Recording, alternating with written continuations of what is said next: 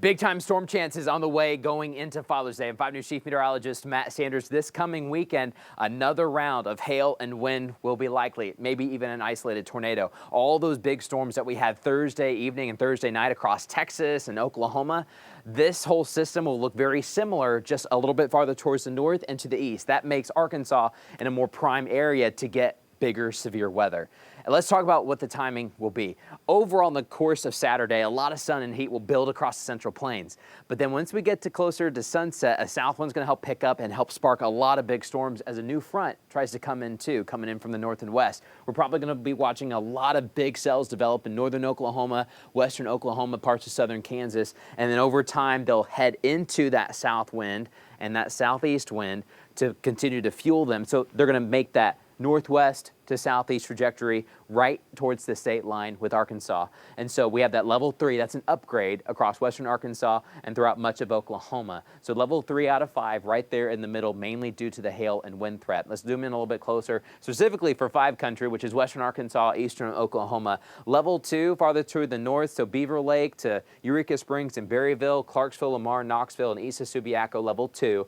But then for Fort Smith, Van Buren, all the way north into Fayetteville, Springdale, Rogers, and just getting into Bentonville, that level 3. The farther west and north you live, the higher the chance will be as you push into Sooner country. Just got to watch out going into Father's Day. That's the problem. A lot of these storms will hit Oklahoma before midnight, so more for Saturday night, and then they'll cross into Arkansas after midnight, so going into early Sunday morning. So when we're trying to get some sleep before Father's Day really begins, we'll be watching these strong thunderstorms. It's all thanks to this front as it comes in, still getting some scattered activity out towards the west, towards the Rockies, but then it's all going to move into the Central Plains. We're building up that heat with more of that sunshine across Oklahoma and Kansas. Here's a look at the timeline as we go into the weekend. Much of Saturday will be okay. Now, some strong thunderstorms will hit western Oklahoma in the late afternoon and evening, but for Arkansas's rain chances skyrocket as soon as you get to midnight and after midnight, and there could be several rounds for storms. We'll have these hailstorms kind of form together, and one nasty line will probably hit parts of Arkansas with a lot of wind.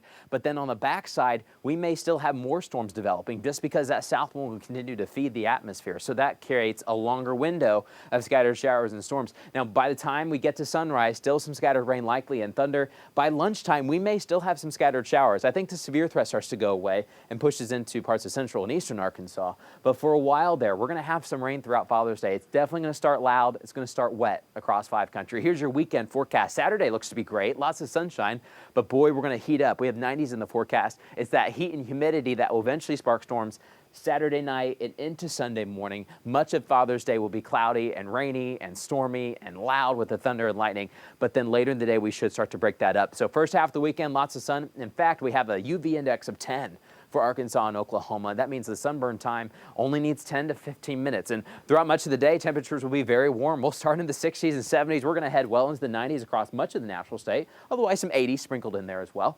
Partly cloudy skies, but then storm chances come in. You can see the timing. Timing's going to be all over the place because with storms like these, they're really heat driven. In the afternoon, they just pump in a lot of energy, and so they can move very quickly, and depending on the exact angle of attack, that kind of messes with your timing. But essentially, watch out around midnight and after midnight. This is Sunday at 3 o'clock in the morning, so we're trying to get some sleep, but now noisy storms are likely to come on in, and there may be additional showers and rumbles of thunder afterwards. The severe threat will go down after sunrise. There could still be a severe storm, but the chance of that will go down, but we'll still have some scattered showers. It may be a while before we completely break all the rain and clouds later into Father's Day.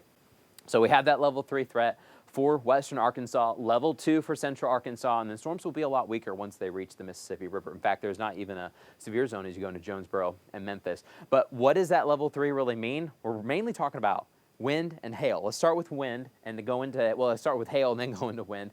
The purple colors, they get darker depending on the size. So you've got this legend down here. We think much of western Arkansas and eastern Oklahoma, we've got a good shot for golf ball sized hail. That puts dents into cars and starts to crack windshields. Once you get more to baseball sized hail, that's when you're smashing windshields and even towards softball sized hail. I think we'll be in that baseball category up to baseballs in parts of Oklahoma, Oklahoma City, Tulsa, Stillwater. You're all included, but they will get weaker just a little bit into Arkansas, but they're still going to be pretty strong. I just think the most intense storms will be just off towards the west. Now let's talk about wind. That's a wide ranging effect. You know, when you get a windstorm, it hits everyone in town.